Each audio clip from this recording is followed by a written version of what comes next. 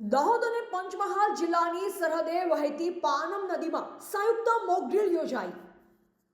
Mock drill પૂર્ણ જાહેર થયા બાદ નિરીક્ષકો દ્વારા ખામીઓ ત્રુટીઓની ચર્ચા વિચારણા કરી જરૂરી સૂચનો કરવામાં આવ્યા.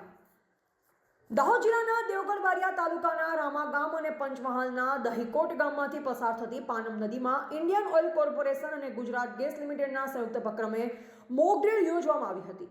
આ મોકડ્રીલના માધ્યમથી ઇન્ડિયન ઓઇલ કોર્પોરેશન અને ગુજરાત ગેસ લિમિટેડની સુરક્ષા વ્યવસ્થા માટે તૈયાર કરેલા આયોજનનું તાત્કાલિક કામગીરી કરવા માટે પરીક્ષણ કરવામાં આવ્યું. આ દરમિયાન સર્વપ્રથમ પેટ્રોલિંગ પર નીકળેલા ગાળને પાઇપલાઇનમાં ક્ષતિની જાણ થાય છે, જેઓ દ્વારા કોયલી સ્ટેશન ખાતે જાણ કરી જરૂરી મેન્ટેનન્સ માટે સ્ટાફ બોલાવશે. સમારકામ અંગેના ખોદકામ દરમિયાન ગુજરાત ગેસની પાઇપલાઇનમાં ખામી સર્જાય અને ગેસ લીકેજ થયા પછી આગ ફાટી નીકળે છે. ઘણા પ્રયત્ન કરવા છતાં પણ આગ કંટ્રોલમાં નહીં આવતા વહીવટીતંત્રનો સહારો લેવામાં આવે છે અને કંટ્રોલ રૂમમાં પણ જાણ કરવામાં આવે છે.